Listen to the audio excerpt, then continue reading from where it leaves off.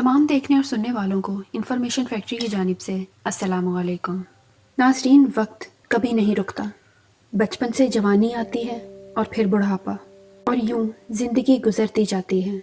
लेकिन कभी कभार तन्हाई में बैठो तो पुरानी यादें ताज़ा हवा के झोंके की तरह आती हैं और हमें दूर कहीं माजी में ले जाती हैं।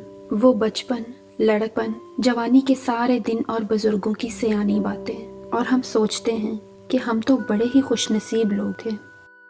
1950 से लेकर 1999 में पैदा होने वाले हम खुशनसीब लोग हैं। हम वो आखिरी लोग हैं जिन्होंने कच्चे मकानों में बैठकर परियों की कहानियां सुनी।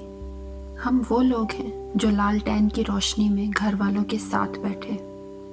हम वो आखिरी लोग हैं जिन्होंने अपने प्यारों के लिए अपने एहसासात को ख़तों में लिख कर भेजा। हमने स्कूल में टाटों पर बैठकर पढ़ाई की, बैलों को हल चलाते भी देखा और मट्टी के घड़ों का पानी भी पिया।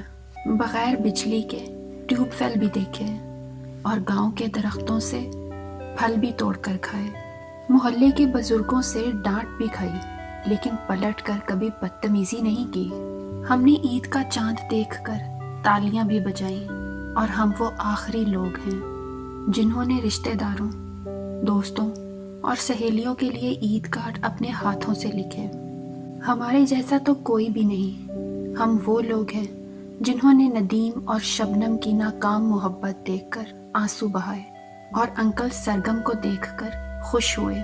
छतों पर जाकर टीवी के एंटीने भी ठीक किए और ऐनक वाला जिन भी देखा। हमने तख्ती भी लिखी। हम वो खुशनसीब लोग हैं जिन्होंने रिश्तों की असल मिठास देखी।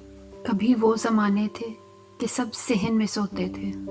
सूरज ढलते ही गरम मट्टी पर पानी का छिड़काव होता, और लड़ना झगड़ना होता तो इस बात पर कि स्टैंड वाले पंखे के सामने किसकी चारपाई बिछेगी। सुबह सवेरे सूरज के निकलते ही आंख सबकी ही खुलती, मगर ढीठ बनकर सभी सोए रहते। वो सहन में सोने के सब दौर ही बीत गए। चारपाइयाँ भी टूट गईं और रिश्ते भी छूट गए। हम वो आखिरी लोग हैं, हमने ये सब दौर देखे। सच में हम बड़े ही खुशनसीब लोग हैं। नाज़रीन, आप अपने बचपन के बारे में क्या कहना चाहते हैं? कमेंट सेक्शन में अपनी राय का इजहार ज़रूर कीजिएगा।